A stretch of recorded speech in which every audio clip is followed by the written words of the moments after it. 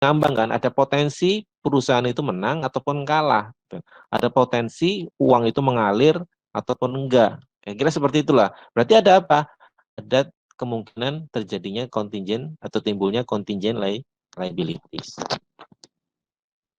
Kemudian ini yang lebih kuat kalau menurut saya. Jadi melakukan konfirmasi atau mendapatkan suatu pernyataan, surat tertulis pernyataan dari apa? Dari kuasa hukumnya si perusahaan. Ya kan? Perusahaan punya kuasa hukum, pengacara itu konfirmasi ke mereka, ada nggak sih legal pendingnya perusahaan, ada nggak kasus-kasus hukum yang sedang itu ya, itu kan pihak ketiga yang diharapkan informasi dari pihak ketiga itu kuat lah, karena informasi datanya dari pihak ketiga itu lebih kuat daripada informasi datanya dari internal. Kira-kira seperti itu ya. Terus, oke, ini adalah contohnya, contoh notes ya. Contoh notes adanya contingent liabilities. Nanti kalian baca aja ya.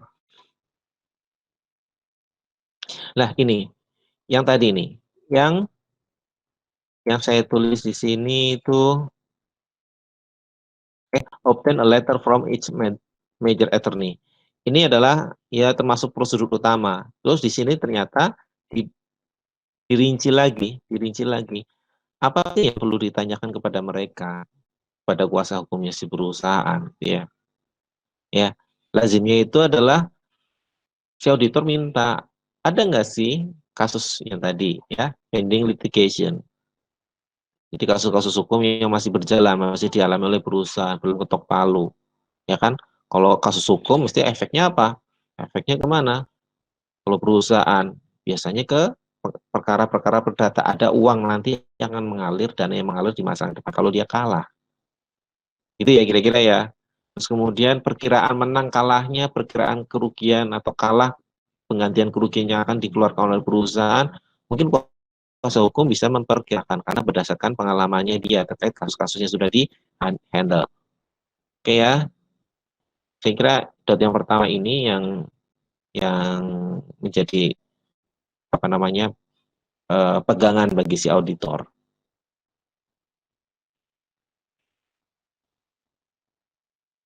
Oke, ini ya apa ya, request that the attorney furnish information or comment about, minta pendapat si kuasa hukum mengenai progresnya seperti apa gitu. Ini penjelasan lebih lanjut lah, tapi utamanya menurut saya yang pertama ini. Ada nggak pending litigasi, terus kemudian kira-kira klaimnya berapa, menang atau kalah lah ini nih. Utamanya di sini. Kalau ini penjelasan atas yang pertama ini.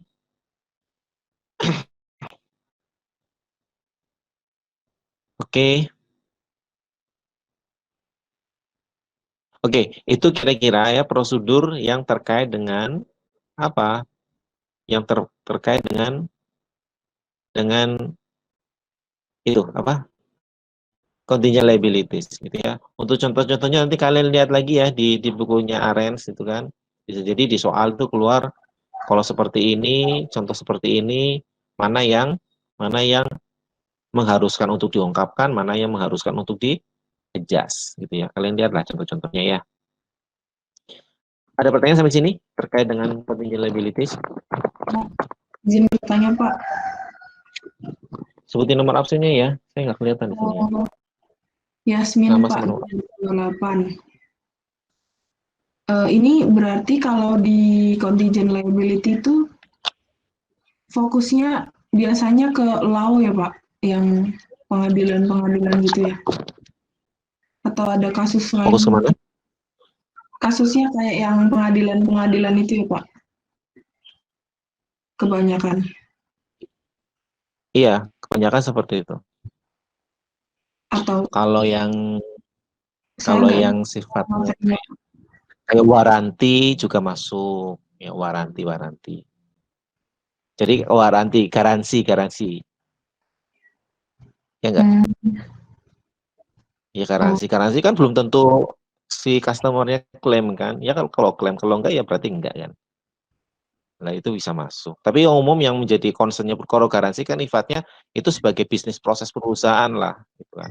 Bagi si user nggak terlalu ini, artinya user laporan keuangan ya nggak terlalu nggak terlalu menjadi pokok perhatian. Tapi kalau ketika ada kasus litigasi, ya umumnya litigasi itu yang akan menjadi perhatiannya si user.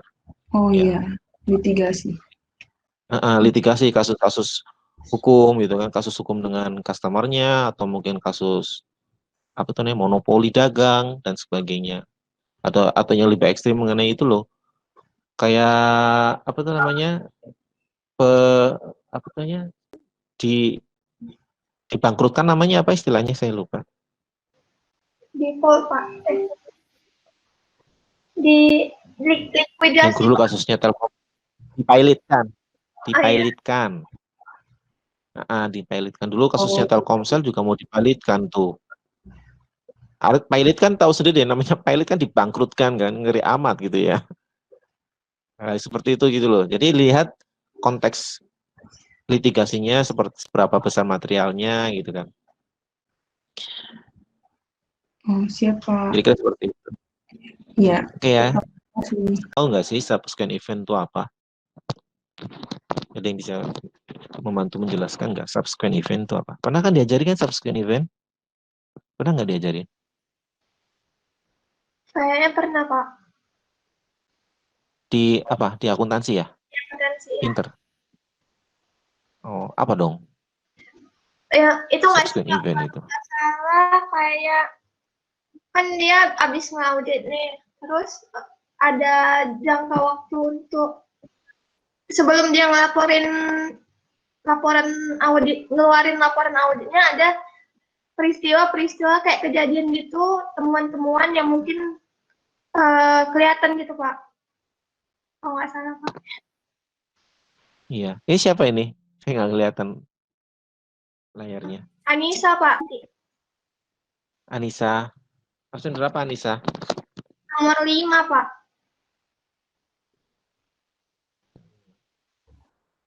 Oke, jadi gini ya, subsequent event itu adalah ya suatu kejadian yang terjadi ya, suatu kejadian yang terjadi yang pertama yang terjadi antara tanggal laporan keuangan itu tanggal 31 Desember ya pada umumnya ya dengan tanggal auditor report. Ya, kalian lihat di sini nih. Kelihatan mau saya kelihatan sesuatu yang terjadi antara tanggal balance sheet tanggal 31 Desember dengan tanggal auditor report. Auditor report itu apa? Tanggal selesainya pekerjaan lapangan itu auditor report. Nah, semua kejadian yang ada di tanggal ini ya, yang berpengaruh terhadap laporan keuangan per tanggal 31 Desember itulah subsequent event. Itu yang pertama. Ya. Periodenya antara tanggal neraca sampai dengan tanggal auditor report. Kemudian kedua, subsequent event bisa juga, bukan bisa juga adalah fakta yang ditemui oleh auditor ya, setelah laporan audit itu terbit. Dipahami nggak?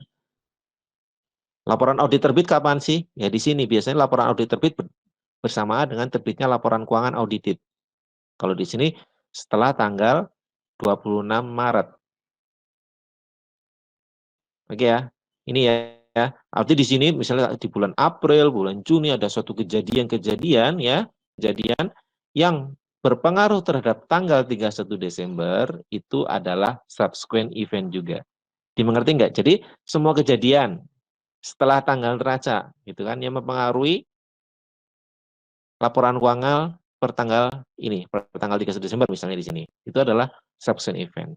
Ya kan? Dibagi jadi dua. Yang pertama adalah tanggal antara neraca dengan laporan auditor, yang kedua adalah tanggal ya apa namanya kejadiannya diketahui setelah laporan audit itu terbit. Ada dua. Oke ya. Sekarang kita fokus yang pertama. Subsequent event yang terjadi dan auditor harus mereview itu. Nggak boleh tutup mata. Karena apa? Subsequent event itu berpengaruh terhadap laporan keuangan per tanggal 31 Desember di sini. Pengaruhnya ada. Baik itu yang memerlukan penyesuaian, artinya menyesuaikan angka-angkanya dalam laporan keuangan, atau hanya sebatas pengungkapan. Pengungkapan itu juga, apa coba? Pengungkapan juga perlu diuji kan? oleh auditor kan, dan pengungkapan itu melekat ke akunnya kan, pertanggal berapa? Pertanggal 31 Desember. Jadi subsequent event itu pelakuan ada dua ya. Yang pertama itu melakukan penyesuaian atas angka-angka yang ada di laporan keuangan dan atau pengungkapan. Dimengerti ya? Jadi dilihat aja kondisinya ini memerlukan penyesuaian atau hanya cukup dengan pengungkapan. Oke? Itu subsequent event. Kalau kita sudah tahu itu, tinggal kita lihat kondisi kejadiannya. Ini apa yang dilakukan sudah benar atau enggak, gitu kan? Kalau belum benar ya tinggal diusulkan koreksi. Koreksinya apakah dalam bentuk usulan koreksi harus diungkapkan atau cukup dengan apa? Atau cukup dengan koreksi angka. Dipahami nggak teman-teman?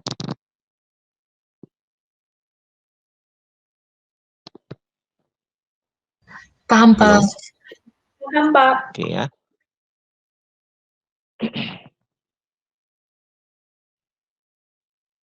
Oke ya, ini auditor harus bertanggung jawab terhadap review atas subsequent event. Oke kan? Ya kan, dimulai dari tanggal neraca, ya kan, tanggal neraca, ini diakhiri pada tanggal laporan auditor. Kan seperti itu ya, tadi yang saya sebutkan ya. Ini yang subsequent event yang part 1. Ya, nanti part 2 nanti kita bahas. Oke.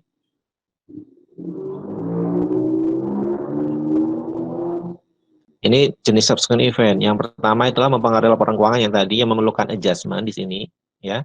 Memerlukan adjustment. Mana nih? Memerlukan adjustment atau dia hanya cukup melakukan disclosure, pengungkapan. Ya, tidak ada adjustment tapi dia memerlukan pengungkapan. Oke ya. Nah, sekarang kira-kira kondisi apa aja nih? Kalian bisa berikan contohnya enggak? Mana yang mengakibatkan atau diperlukannya penyesuaian atau mana yang cukup dengan pengungkapan? Ayo, kira-kira misalnya kejadian ada di tanggal 10 Februari di sini nih. Oke. Ini kan masih dalam jangka waktu auditornya dia kan, auditnya si auditor kan. Di sini ternyata misalnya ada kejadian kebakaran gudang yang mengakibatkan 70% persediaan perusahaan hangus, hilang. Kalau seperti itu kira-kira perlu penyesuaian atau perlu pengungkapan. Anggap aja ternyata si perusahaan nggak melakukan action apa-apa. Alasannya itu kan kejadian tanggal 10 Februari, Pak. Ya kan, sedangkan laporan keuangannya kan pertanggal 31 Desember. Kalau seperti itu kira-kira apa yang dilakukan oleh auditor?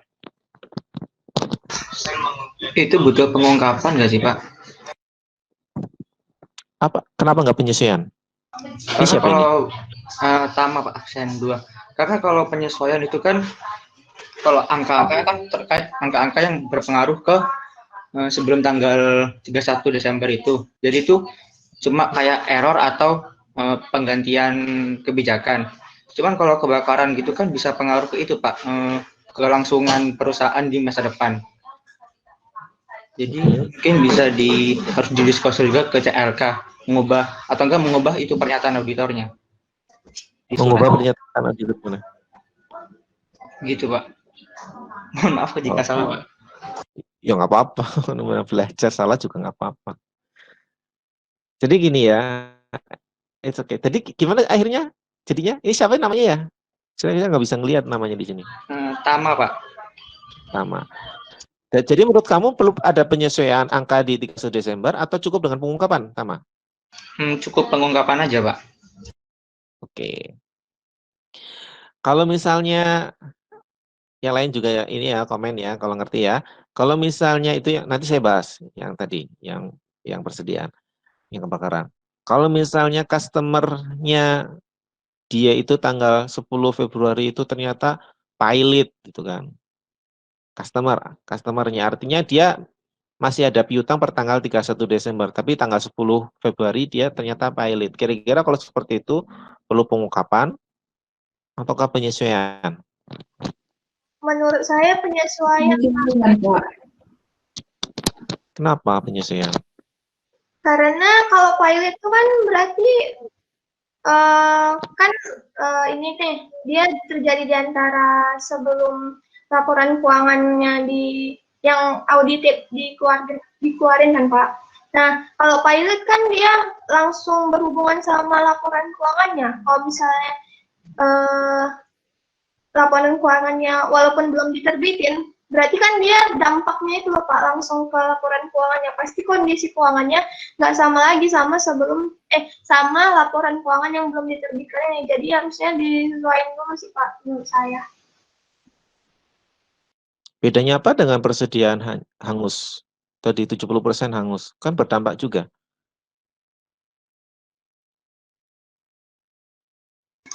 Tadi pilotnya tanggal berapa, Pak? 10 Februari. Jadi tanggal 10 Februari ada dua kejadian, satu kebakaran, satu ada customer besar, misalnya customer A-nya itu pilot. Nah, misalnya nih. Kalau pilot sama orang. Kalau pilot kan nyambungnya, maksudnya berhubungannya sama laporan keuangan yang kemarin. Kalau misalnya yang persediaan itu, bisa aja dia cuma ngaruhnya di laporan keuangan yang tahun ini Pak, yang udah 2020 ini. Gitu. Salah nggak sih Pak? Kalau menurut saya gini Pak, yang pilot itu nggak perlu diubah ke yang tahun lalu, karena itu nanti tinggal penyesuaian dari AFDA yang udah dialokasikan atau langsung ke bad debt aja Pak. Oke, jadi gini ya, kita harus tahu ini ada efeknya nggak ke angka. Pertama ya, efeknya nggak ke angka. Pertama dulu, yang tadi kasus kebakaran, ya persediaan sebesar 70% hangus terbakar. Pertama, ada efeknya nggak di angka per tanggal 31 Desember? Ada efeknya nggak? Saya kira nggak ada efeknya. Itu kejadian di tahun 2020, ya kan? Sedangkan auditor sedang menguji tahun buku 2019. Tapi ini informasi penting yang perlu diketahui oleh user. Setuju ya? Nggak ada efeknya. Persediaan ini bukan persediaan 31 Desember 2019, bukan. Iya, Pak. Tapi ini persediaan di tahun 2020.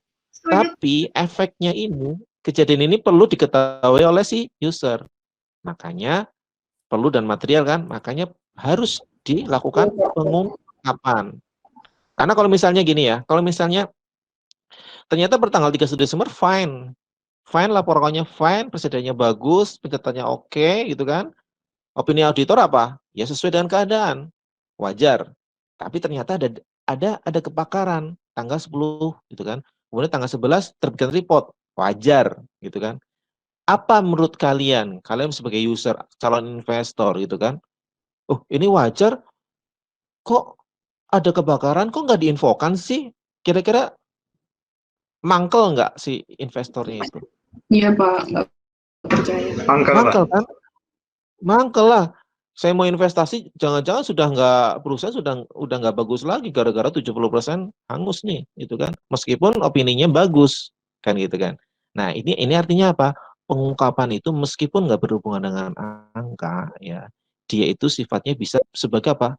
Bahkan itu sebagai apa? Hal yang signifikan dalam pengambilan keputusannya siapa? Si user. Iya, gitu ya. Nggak ada pengaruhnya, gitu kan. Nggak ada pengaruhnya. Tapi auditor juga harus apa? Ini material, gitu, kejadian penting. Dia yang ingat nggak? Penekanan suatu hal. Masih ingat? Kalau dalam laporan audit itu ada penekanan suatu hal, ada penekanan hal lain.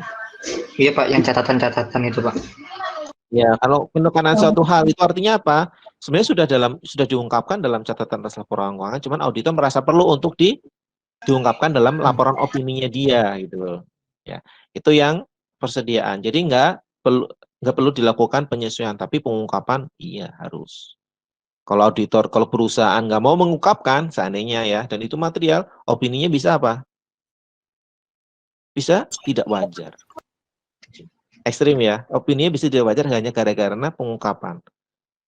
Karena laporan auditor itu akan digunakan oleh si pengguna laporan keuangan. Opininya jadi tidak wajar. Misalnya ini ini kebakaran, auditor ngusulin, kamu harus ungkapkan dong, di-disclose dong dalam catatan. Nggak usah Pak, bersikukuh enggak. Auditor melihat ini material, oke. Auditor melihat ini di atas ambang materialitas yang kami tetapkan, meskipun ini sifatnya quality, ya kan? Pengungkapkan quality kan. sifatnya quality, tapi ini bisa berpengaruh terhadap opini, terhadap pengguna laporan keuangan. Saya bisa terbitkan opini adverse, tidak wajar. Bisa seperti itu. Hanya masalah pengungkapan loh ya. Gitu ya. Nah, sekarang kembali lagi ke yang kedua, yang kasus litigasi yang menyebabkan ada suatu customer-nya si perusahaan ini collapse, pilot itu kan. Dia adalah customer besar, dia punya perusahaan punya piutang terhadap dia gede. Sekarang perlu di adjust atau enggak? Sekarang kita lihat dulu ya. Lihat dulu piutang pertanggal neraca itu disajikan sebesar apa? Sebesar apa? Ya, piutang yang tercatat, Pak. Sebesar nilai yang dapat direalisasi. Ya, bukannya tercatat, sebesar yang dapat direalisasi. Makanya dalam piutang itu ada allowance. Allowance itu maksudnya sebagai pengurang kalau misalnya, karena gimana pun juga ada kemungkinan piutang itu nggak terbayar, makanya dilakukan allowance, gitu ya. Jadi secara substansinya piutang itu disajikan sebesar nilai yang dapat terrealisasi. Nah, sekarang piutang itu muncul per tanggal 31 Desember, ternyata perusahaan yang punya piutang itu pilot, kira-kira bisa bayar piutangnya atau enggak kalau pilot? Tidak kan? Tidak Ya. kan? Nah, berarti harus diapain? Di-adjust itu piutangnya. Karena terkait dengan NRV itu, ya kan? Nilai yang dapat direalisasi itu nggak memenuhi, harus di-adjust. Gitu ya. Tapi kalau kasus tadi persediaan, apa yang di-adjust? Persediaan di akhir periode disajikan sebesar apa? Mana yang lebih rendah antara apa? Cost atau NRV tanggal 31 Desember. Nggak ada kaitannya dengan tanggal 10 Februari. Tapi kalau piutang ada kaitannya dengan tanggal 10 Februari. Karena piutang itu sifatnya akan ditagihkan. Yang ditagih udah nggak ada. Perusahaan nggak melakukan adjustment. Ya auditor usulkan aja adjustment. Karena ini bangkrut. Dimengerti ya? Dipahami ya apa yang saya maksud ya? Paham, Pak. Oke, sekarang kita lanjut ya. Ini sudah. Nah, ini. Ini ada dua kategori jenis prosedur yang dilakukan oleh si auditor terkait dengan subsequent event. Ya. Yang pertama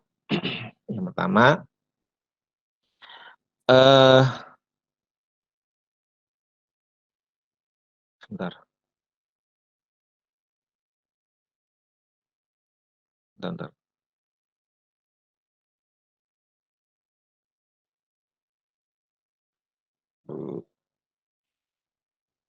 Oke. Yang pertama, ini sebagai bagian dari pengujian akun yang pengujian biasanya gitu. Misalnya gini contoh gampangnya ketika ada pengujian utang usaha, ada pengujian tes atas unrecorded liabilities gitu ya.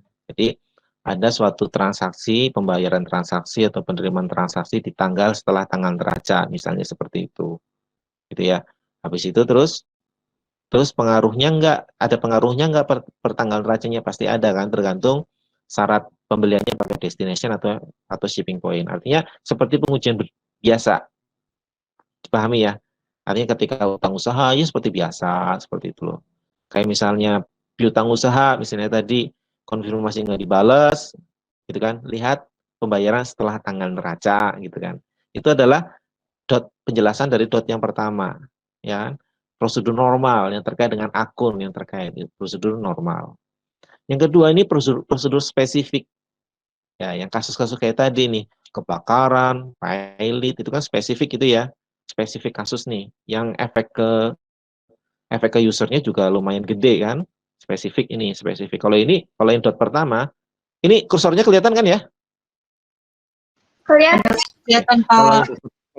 Kalau dot pertama seperti pengujian ala kadarnya seperti biasa gitu kan.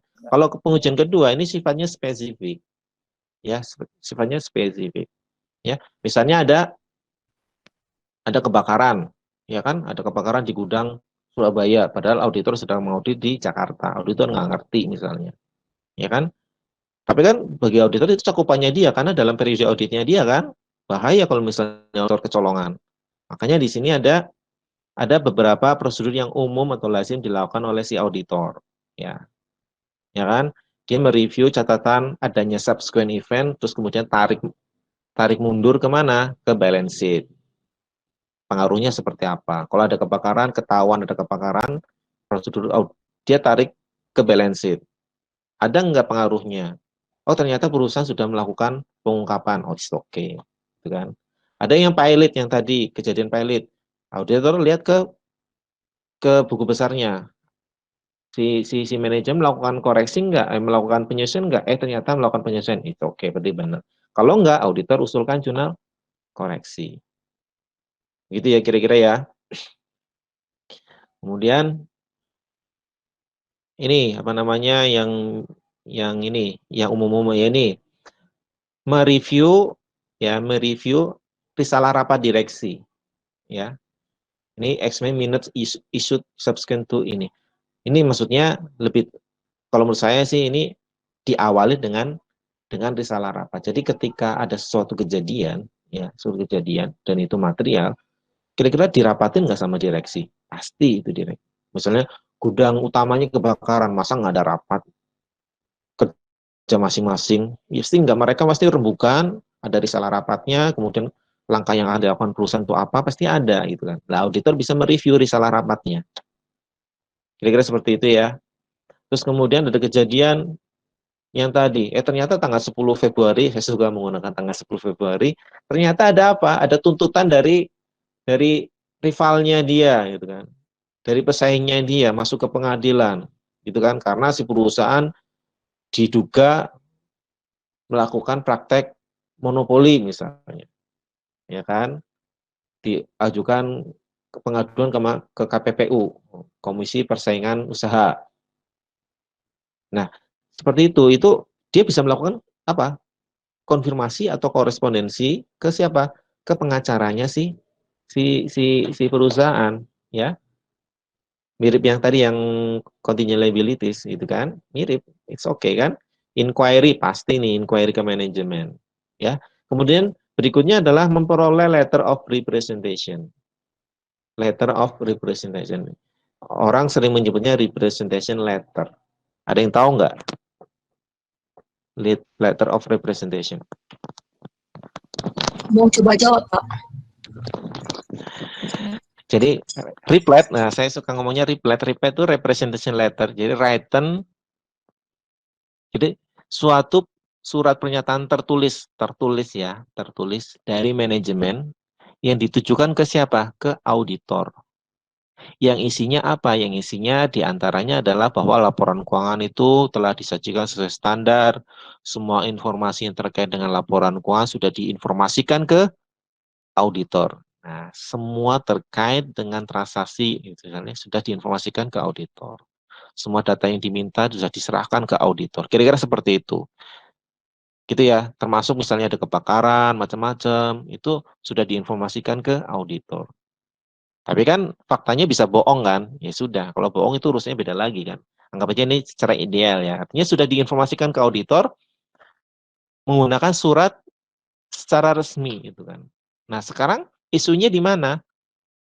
Isunya di mana? Oke ya. Isunya nih, kalian lihat di sini ya. Ini auditor report date. Auditor report date itu tanggal berakhirnya pekerjaan lapangan. Tanggal berakhirnya pekerjaan lapangan. Oke. Lah, si auditor itu kan katanya harus mendapatkan atau memperoleh surat representasi manajemen. Kira-kira di mana? Di tanggal ini kira-kira di mana? Kira-kira tanggal representasi manajemen yang paling ideal di tanggal berapa? Dekat diterbitin audit nggak sih, Pak? Tanggal mana? Kenapa, Pak? Di tanggal berapa? Di dekat laporan audit dikeluarin. Iya. Standar mengatakan itu ya mendekati atau sama dengan tanggal ini laporan audit. Ya kan? Jangan sampai jauh sebelum. Anggap aja di tanggal 28 Desember misalnya. 28 Desember. 20 Februari misalnya, tanggal 20 Februari. Kan lumayan jauh nih, ya kan? Si manajemen ngomongnya sampai dengan tanggal 20 Februari. Kejadian atau penyampaian dokumen adalah batasnya sampai tanggal 20 Februari, ya kan? Bisa jadi antara tanggal 20 Februari sampai tanggal 11 Maret ada suatu kejadian-kejadian. Auditor kecolongan nggak? Bisa jadi kecolongan, gitu kan? Karena apa? Karena surat yang disampaikan oleh manajemen kepada auditor tanggal 20 Februari, ya kan? Nggak mengcover tanggal 20 sampai tanggal 11, gitu loh.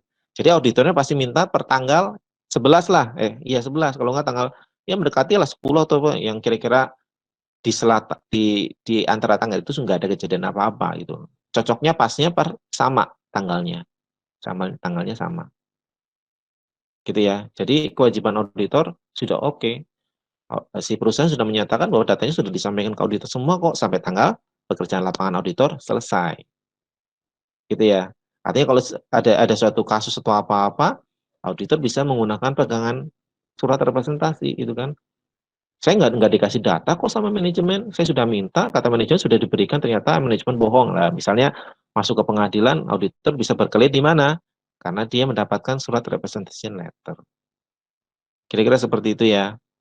Jadi isunya adalah tanggalnya. Tanggal terbitnya itu harus mendekati tanggal audit report. Sama lah, kalau dibilang sama itu oke, nggak apa-apa. Terus kemudian kalau misalnya manajemen nggak mau, nah isu yang kedua ya, yang pertama isu mengenai tanggal. Yang kedua isu mengenai nggak mau, gitu loh, nggak mau menyampaikan representation letter. Terus apa dong yang dilakukan auditor? Kalau nggak mau, ya auditor sudah mikir, oh pasti terjadi apa-apa ini. Pilihannya ada dua, ya pilihannya ada dua. Satu adalah apa? Disclaimer. Bisa hanya karena surat ini auditor bisa menerbitkan opini disclaimer, tidak menyatakan pendapat. Karena dia nggak yakin, bisa jadi ada data yang nggak disampaikan oleh si manajemen. Kedua, apabila risikonya auditor pandang tinggi, auditor terpaksa harus apa?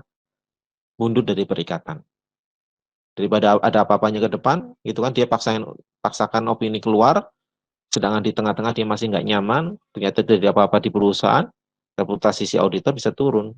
Kasusnya, kasus Arthur Andersen misalnya.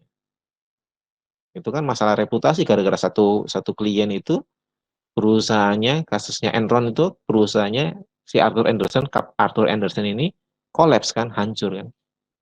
Masalah reputasi. Oke ya. Oke, ini adalah beberapa prosedur yang dilakukan oleh auditor, yang pada umumnya dilakukan oleh auditor. Oke, terus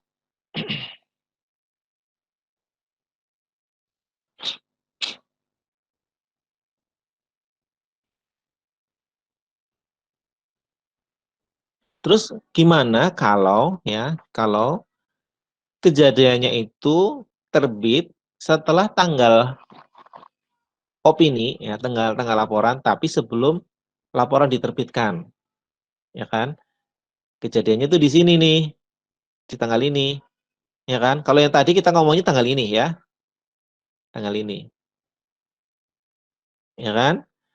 Nah, sekarang kejadiannya di tanggal ini, tengah-tengah ini. Terus apa yang dilakukan oleh auditor? Diikutin kan nih? Maksud saya ngerti kan? Iya, Pak. Iya, Pak. Nah, kejadiannya anggap aja tanggal berapa nih? Tanggal 20 Maret misalnya kejadiannya. Terus gimana dong? Pekerjaan auditor udah selesai. Ya kan? Tapi ini ada kejadian kebakaran anggap aja. Terus gimana dong? Nah, gitu loh. Ya. Nah, caranya ada dua opsi yang bisa dilakukan oleh auditor. Ya. Yang pertama dia expand. Jadi pekerjaan lapangannya diundur. Expand all subsequent event test to the new date. Jadi pekerjaan lapangannya tidak jadi tanggal 11 bulan Maret, tapi sampai apa? Sampai tanggal kebakaran, tanggal 20 Maret misalnya. Nggak jadi tanggal 11 bulan 3, jadi tanggal 20 Maret. Oke, itu yang pertama. Atau dia batasi. Nah, dia batasi reviewnya hanya untuk kejadian itu saja per tanggal 20 Maret. Jadi dia batasi kejadian di tanggal ini aja. Kalau yang pertama kan diperpanjang dari tanggal 11 sampai tanggal 20. Artinya di tengah-tengah ini juga dia juga harus review juga kan? Di tengah-tengah antara 11 sampai tanggal 20 harus review juga. Itu opsi pertama, artinya nanti tanggalnya sampai dengan tanggal 20 Maret. Opsi kedua, dia hanya batasi ini aja, tanggal 20 Maretnya aja, pas kejadian kebakaran itu, 20 Maret aja. Terus bagaimana opininya? Dia menggunakan dual dating. Oke. Dual dating audit report. Jadi ada dua tanggal dalam auditor report itu. Yang pertama tanggal normal, kemudian khusus untuk kejadian ini kami mereview khusus untuk review yaitu pada tanggal 20 Maret. Jadi ada dua tanggal auditor report. Dalam satu dokumen, di situ ada informasi dua tanggal auditor report. Namanya dual dating. Dimengerti ya, teman-teman ya? Kalian di awang-awang aja dulu lah, karena saya juga nggak membawakan contohnya, nggak sempat saya.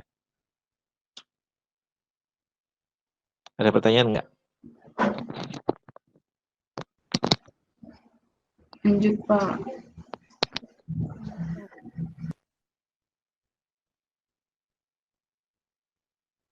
Oke ya, ini, nah kemudian terakhir itu semuanya adalah suatu prosedur audit ya. Ketika prosedur audit sudah dilakukan semua, baru dikumpulkan bukti audit yang telah diperoleh. Ya, artinya ini bukti auditnya dikumpulkan semua, baru direview lagi gitu kan ya. Di sini ada prosedur analitik untuk tahap akhir, ya, untuk mereview kewajarannya seperti apa, persentasenya, perubahannya seperti apa, gitu kan.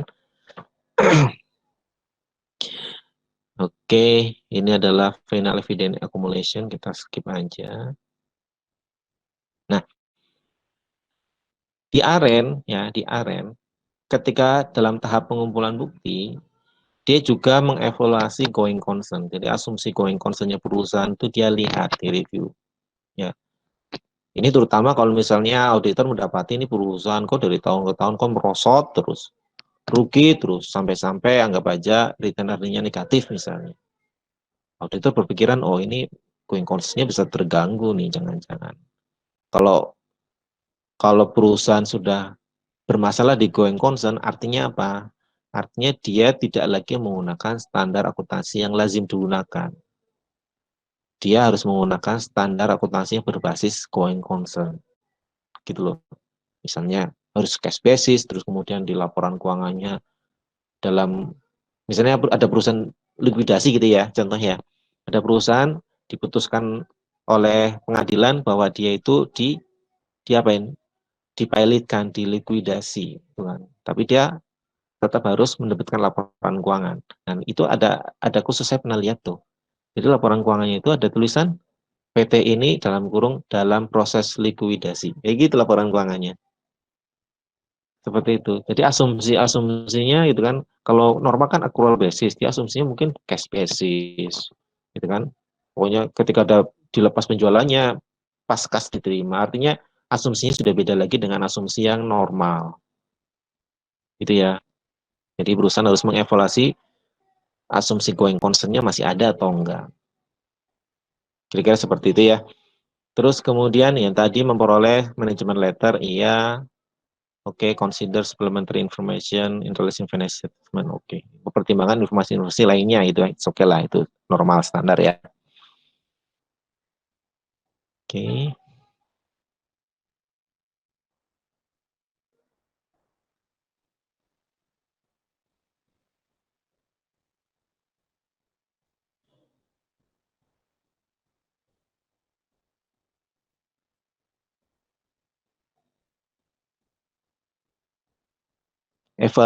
Evaluate results, ya ini ujungnya ke opini ya, ujungnya ke opini, ya kan? Ujungnya ke opini. Itu untuk menjamin apakah laporan keuangan itu disajikan sesuai standar, sesuai kerangka akuntansi yang berlaku secara umum. Oke. Untuk menilai efektivitas internal kontrol. Ini khususnya untuk perusahaan-perusahaan yang listing, ya, yang kedua. Tapi kalau yang perusahaan biasa, cukup yang pertama. Oke. Tapi ingat bahwa auditor itu juga ada by product-nya selain opini. Itu apa? Apa? Ada ingat nggak? Manajemen letter. Manajemen letter itu surat dari auditor ke manajemen yang isinya mengenai informasi defisiensi internal kontrol perusahaan beserta saran rekomendasi perbaikannya, ya kan? Itu by produknya opini. Jadi output dari auditor itu satu opini pasti, yang kedua adalah manajemen letter. Gitu ya.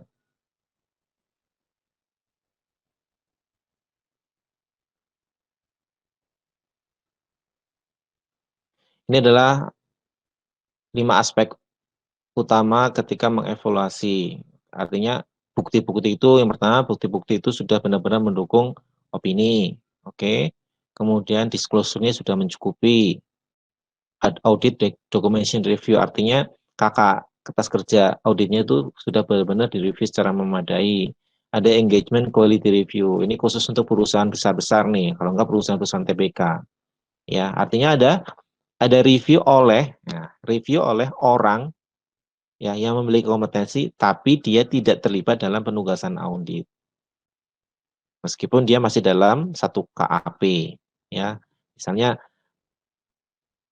ketika mengaudit PT ABC itu kan timnya 1 2 3 udah.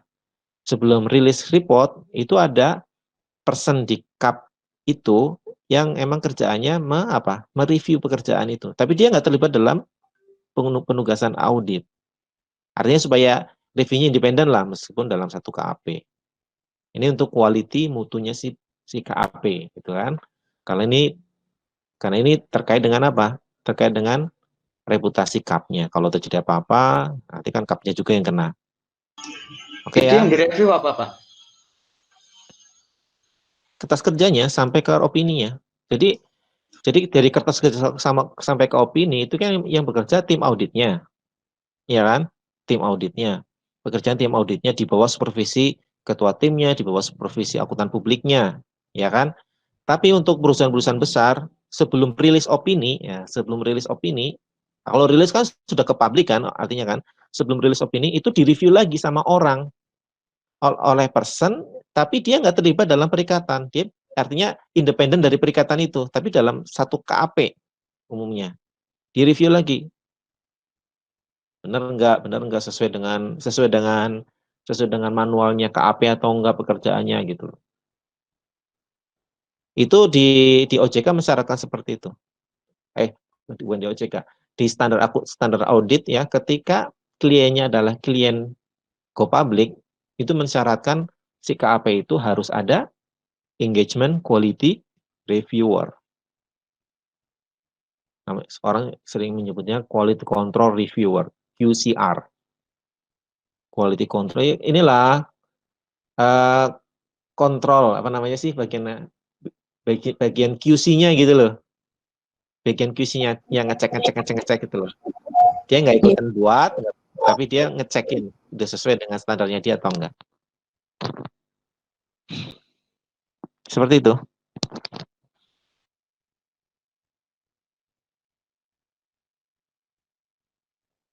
Oke. Jam berapa? 15.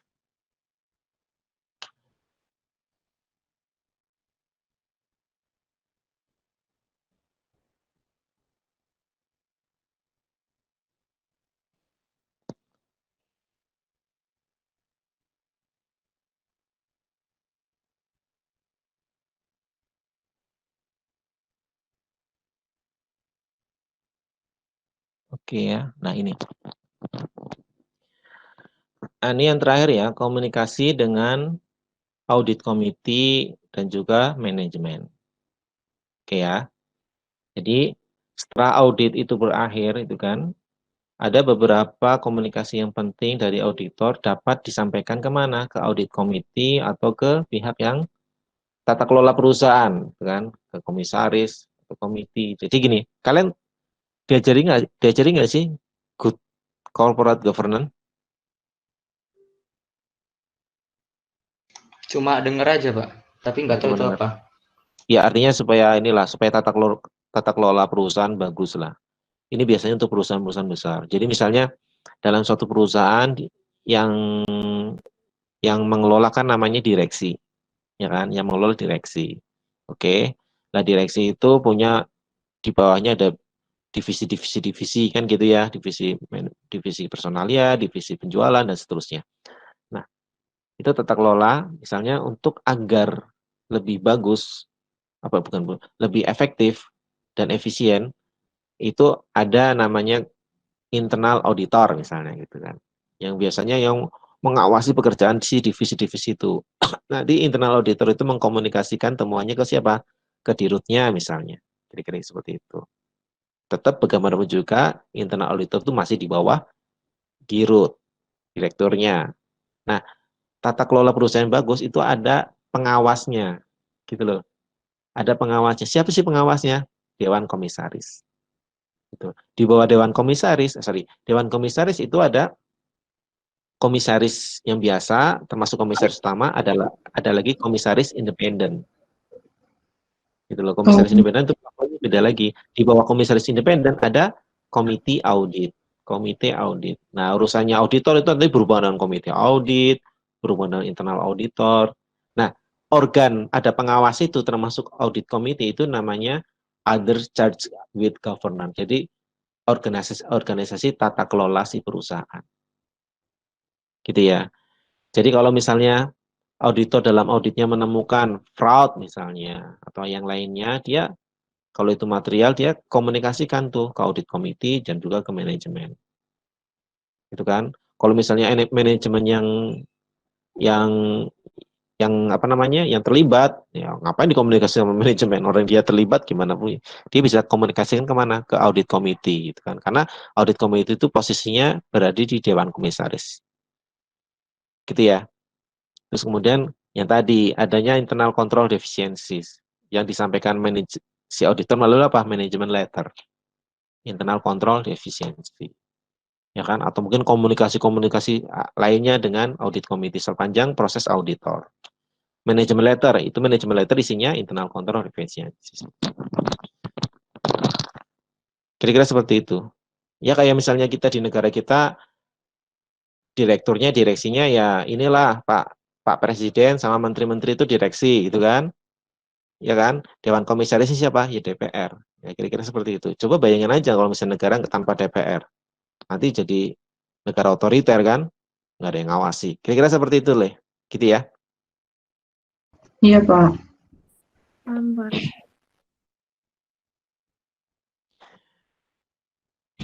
Oke, nanti kalian baca ya.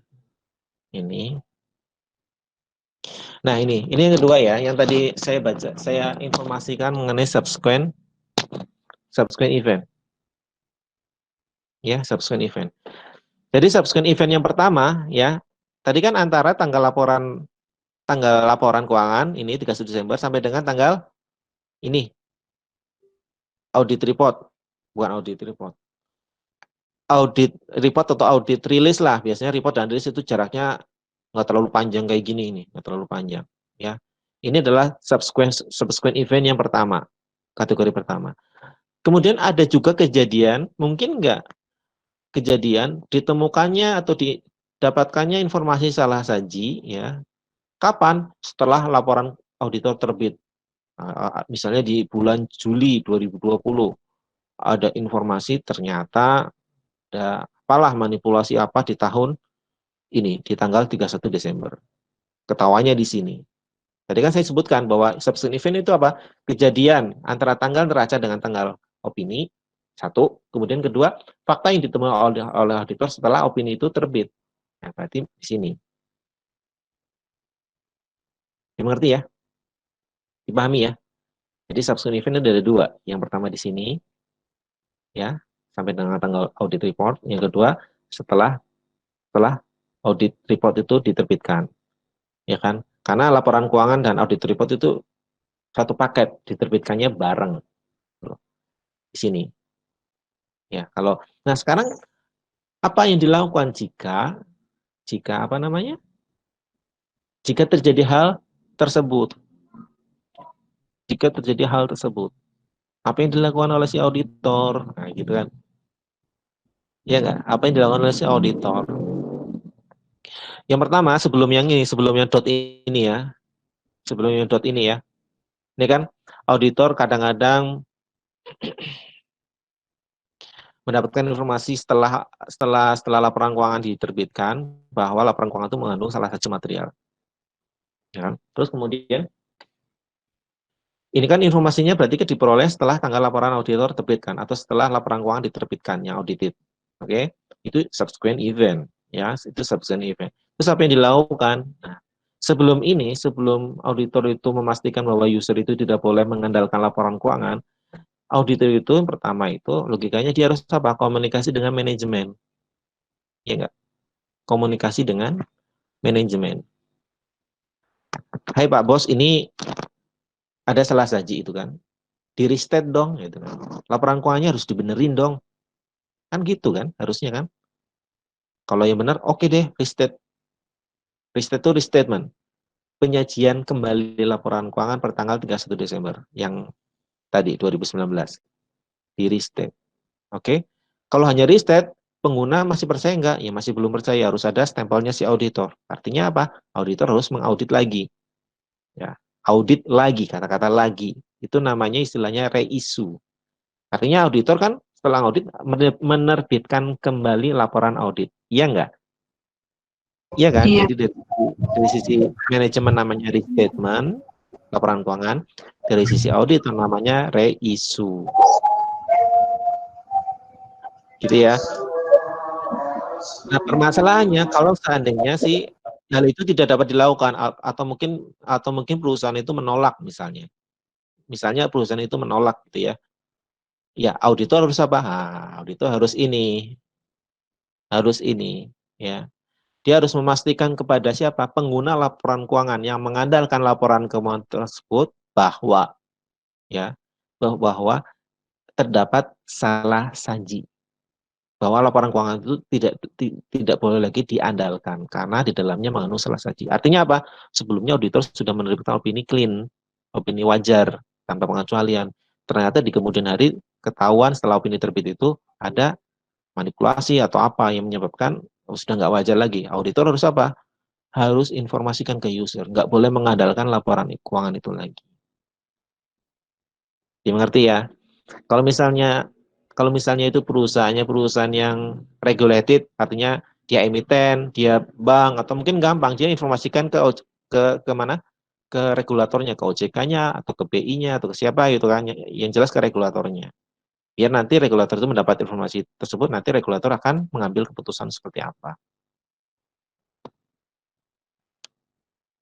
Gitu, kasus apa? Contohnya kasus Garuda kemarin itu. Ya kan, kasus Garuda. Jadi sudah terbit opininya, ternyata di belakangan tercuat isu. Ada apa? Ada pengakuan pendapatan yang dipercepat. Nggak tanggung-tanggung, selisihnya sekian triliun. Gitu kan?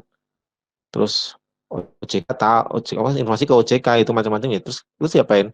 OJK minta di restate dong, diaudit lagi, akhirnya terbit lagi. Tapi nilainya jadi drop gitu kan. Nilai pendapatannya turun. Itu kasusnya Garuda kemarin itu. Oh, Kalau ini nih emang auditornya yang kurang teliti atau gimana, Pak? Ya itu banyak faktor ya. Bisa jadi auditornya kurang teliti atau bisa jadi emang ada skandal di perusahaannya. Kasus fraudnya itu kalau kasus Garuda mungkin bukan fraud ya, karena mungkin apa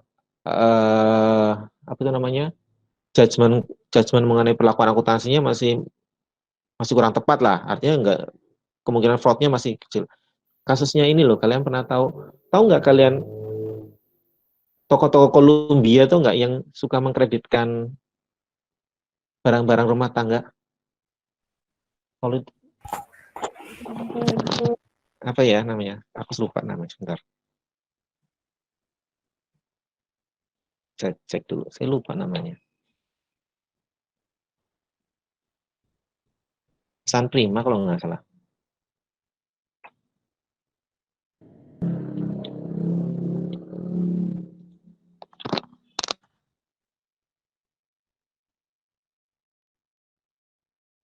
San Prima Finance kalau nggak salah ya kasusnya. SNP Finance benar. Ya. SNP Finance. Itu kasusnya seperti itu, ya. auditornya kecolongan, tau nggak? Auditornya Oh, kecolongan. Jadi si siapa tuh namanya? pinter ya berarti Pak perusahaan. Ya kalau sudah ada intensi, susah itu deteksi emang sih. Tapi gimana pun juga auditor jadi salah kan?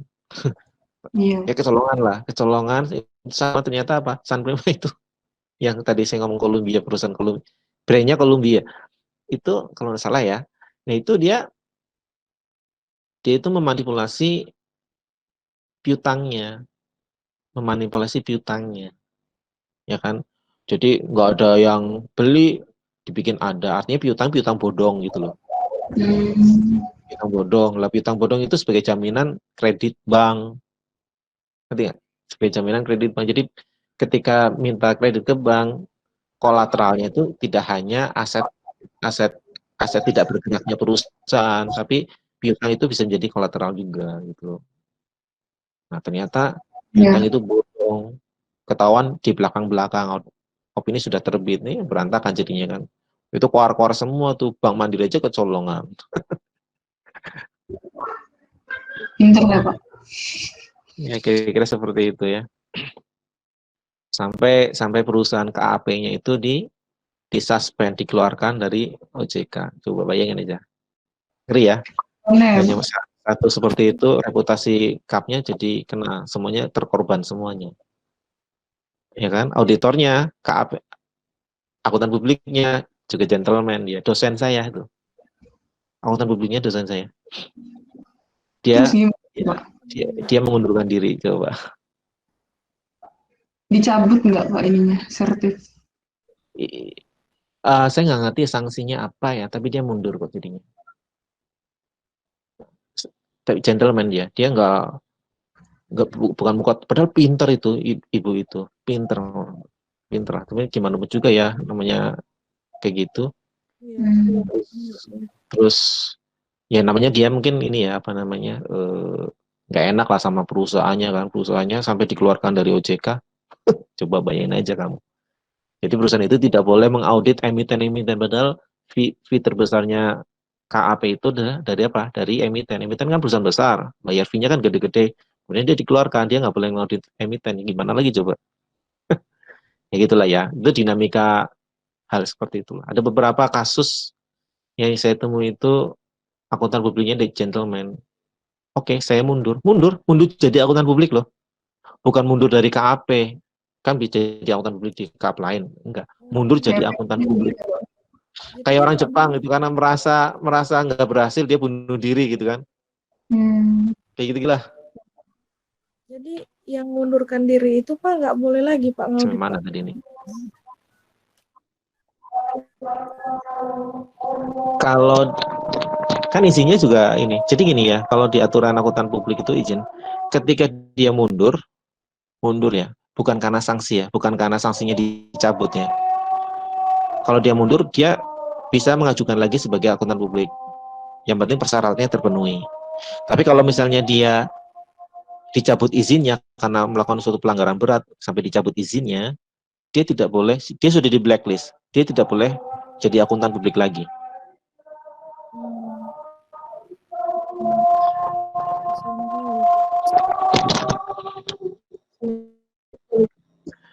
Oke, sampai mana nih? Oke ya, teman-teman ya. Oh ini, jika klien menolak mendisclose, maka dia inform ke board of director. Kalian jangan bingung ya, kata-kata ini ya, board of director ini ya.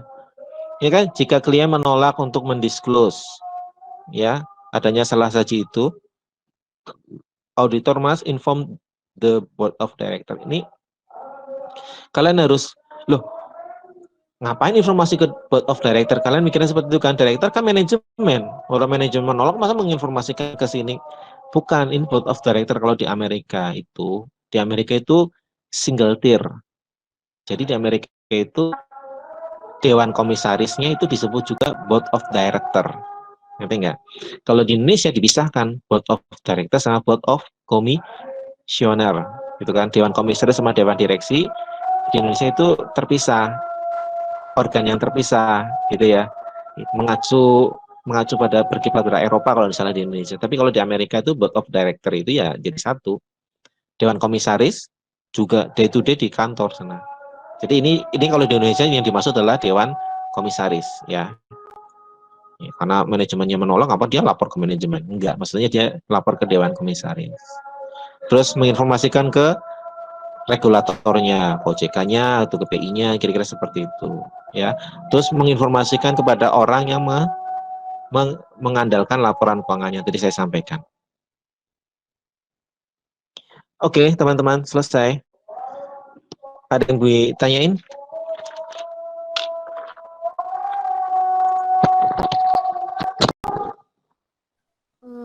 Mau nanya tapi soal utang, Pak. Soal utang ya, gimana soal utang?